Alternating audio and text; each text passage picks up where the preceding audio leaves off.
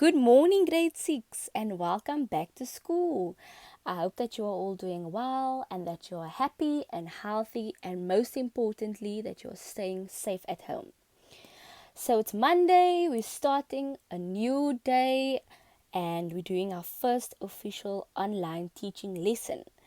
Right, so I hope that you are all excited, that you're ready to work hard and learn some new things about English. So today our topic will be prefixes, suffixes and root words. So today we'll be doing language, and I hope that you're all excited. So what I want you to do now is open up your textbooks and go to page 72 to 73. So this is the language that we're doing today, and I want you to just keep your textbook open in front of you while I explain everything. And then we'll get back to these pages at the end of the PowerPoint. Okay, so here I have a picture of a beautiful tree with some nice colorful leaves. I want you to look at this photo and remember the tree. So we all know that trees have roots, right? Like I've labeled at the bottom, those are the roots. And the roots go up and they have branches and they have beautiful leaves, right? So on the left hand side, I've labeled prefix. So remember, left hand side, prefix. On my right hand side, I labeled suffix. And remember, right hand side, suffix, right? So remember this three, we'll also be getting back to this at the end of the PowerPoint. So at this point, you're hearing all these words and you're wondering, ma'am, but what is a prefix? So a prefix is a sequence of letters attached to the beginning of a word, root, or phrase to change its meaning. Right? So like in your textbook, in that block with the definitions, it tells us that they can often indicate numbers. For example, they've gave uni, which means one. A word could be united. And then they also gave us bi, which means two. And an example would be a bicycle, right? So we know that a prefix can indicate numbers and also give us a clue to the meaning of a word.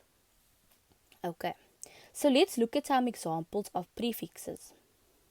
The first one we have is dis, which we know often means not or the opposite of something. We have re, which means again. An example of a word could be repeat, and we know repeating means to do something over and over again. Next we have miss, which could mean wrong. You're doing something wrong, right? And the next one we have is post, which could mean after. And we know post usually comes after something already happened. And the last one we have is pre, which usually means before something happens, or it comes in front of something, right? So those are examples of prefixes, and let's look at how we can implement them in sentences. So here we have some sentences. I'll read the first one. The teacher made the students redo their homework because they had the wrong answers. As you can see, I've underlined and made the prefixes in red. And the first one we can see there is re, which we had in our previous slide. Alright. The next sentence we have is the boy felt misunderstood. Again, we can see I used miss in that word. Next sentence, the baseball players had a post-game interview.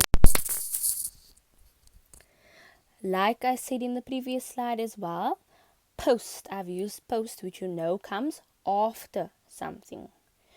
And then we have the students took a pre-test to prepare them for the real one. Again, I used pre in the word, which we know comes before something or in front of something. Okay, so next we have a suffix. So what is a suffix? This is a sequence of letters that may be added to the end of a word, root, or phrase to change its meaning. So we can go back in our textbook, and they gave us some examples of how it can change the root words to form nouns, verbs, adjectives, or adverbs. Right? So in the textbook they gave us the word satisfy. So we can get satisfaction, which is a noun, and satisfactory, which is an adjective, and so forth. So we can see that suffixes are always added to the end, right? And prefixes are always added to the beginning of a word or root. So let's look at some examples of suffixes. We have able, which we know means able to, which you are capable of doing something. We have full, which is usually something is full of. We have or, when one does something. And we have less, which we usually know means without something. So let's see how we can implement these examples into sentences, right? So here are some examples of sentences. The kids were not allowed to play ball in the house because there were so many breakable items. As you can see, the words are also underlined once again and are highlighted in red. And I've used the word able in the sentence to form breakable, right? And you can see my able is added to the end of the word, right? The next sentence we have, the girl was careful not to scare her fish when cleaning its tank. Once again, you can see I've used the word full and I've added it to the end of my word careful, right? So the next sentence we have is the editor fixed all of the mistakes the writer made. I used or and I've made the word editor. And our last sentence we have is the search for the treasure seemed endless. Like in my previous slide, less, which we know is without something, I've also added to this word and got endless, right? And here again you can see it's at the end of my word. Okay, so we've went over prefixes, we went over suffixes, but most importantly we need to remember we need to have a root word to add to, right? So root words, these are the words you left with when you take away a prefix and you take away a suffix, right? So usually we make new words from root words by adding a prefix and adding a suffix, right? For example, if we add the prefix by to the root word cycle, we can form a new word bicycle, right? So we know that a prefix always comes before a root word and it changes the meaning of the word. So now we have a new word. By we know means to, but now we have a new word, bicycle. Then if we add the suffix ing to a root word, so our root word we have here is examine. So if we add it, the word will become examining. And as you can see, our suffix is added to the end of the root word, always to the end of the root word. As you can in the corner on the right hand side, I have a picture of blue prefix, yellow root, and red suffix. So like a puzzle, if you all put them together, they connect, right? And you can see on the left hand side in front is the prefix, and on the right hand side the end is the suffix, and always in the middle we know is the root, just like a tree, right? So let's see some examples of sentences. So I wrote here, can you give me an example of a sentence containing a prefix in orange and a root word in red? So my sentence reads, the children disobey their teacher. They never do what he says. So in orange, I have my prefix, which is always in the beginning of a root word, and then my root word is in red, which is obey, right? And I've also underlined that as well. My next question I asked you, can you give me an example of a sentence containing a suffix in orange and a root word in red? So my sentence reads, my sister is very careless with her possessions. Once again, my root word is in red, it's underlined, which is care.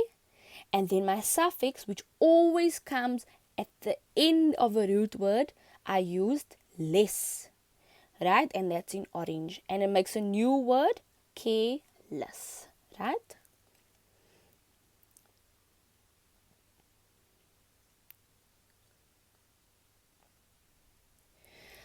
So I want to challenge you, whenever you read a book, your favorite book, a magazine, a newspaper, even if you're reading something on a video or TV, see how many prefixes, root words or suffixes you can find while reading, and you will be amazed. You find it everywhere.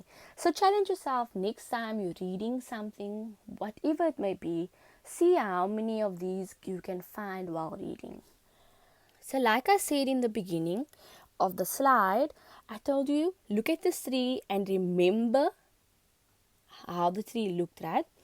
So we know a tree always has roots, and this is the base of the tree, right? So here in the middle I have my root words. So examples of them are write, act, play, and tie, agree, and so forth. So these root words are in the middle. They form a base, right? Then on my left hand side we have prefixes. And I've been repeating it throughout the whole lesson that our prefixes always comes before the root word on our left, before, right? And like some examples we went through was re, pre, mis, and dus, right? So if we look on top, there's a little bubble. We have one prefix, re, and if we add it to one of the root words, then we get rewrite. Okay? So we see again, our prefix always comes before the root word. If we have to move on now to the right hand side, we have suffixes. And I've been saying throughout the lesson, they always come after the root word, right? Always after, always on the right. So some examples would be able, full, ed, and ing, and so forth. So if you look on top in the blue bubble, we have the first word, which is the root word, right? And we're adding a suffix So we're forming a new word now called writer. As you can see, the suffix is at the end of the root word. It's added to the end, right? So we can see now, if you look at this tree, our prefixes are always at the beginning or before a root word, and our suffixes are always at the end or after a root word, right? Okay, so what I want you to do now is open up your English workbooks, and like you can see in my slide, I have a nice piece of paper there. I wrote everything out for you. So in your workbook, I want you to write the heading prefixes, suffixes, and root words on top, underneath the date, which is the 6th of April 2020 today, and underneath that page 72 to 73. And most importantly, we always know we need to draw a line, right? So like I said there, what I want you to do is, after you've drawn a line, I want you to write the definitions and examples that we've just went through. So for example, you need to write prefix. Write the definition as I've wrote it in the slide. I want you to give me examples of prefixes and also a sentence like I've written in the slide, this example of a sentence with using prefixes. And then you do the exact same thing with suffixes and root words. So basically you will just be rewriting my slides as I went through them with you. Okay? Then after you have written the definitions and examples, I want you please to complete the activity on page 72 till 73. So we have question 1 to 3, question 1 to 6, right? I want you to complete all 6 questions, and these questions must be completed in your English workbook. So complete that activity, and on Friday, the 10th of April, we will mark them together, right? Or we'll mark them in the group, and I'll send the correct answers, and then you need to make your corrections where necessary. So that was the end of our first online teaching lesson. I hope that you had fun and that you're excited. And yes, you must complete your homework, and I want you to enjoy this short song that included, and I will see you tomorrow. Bye.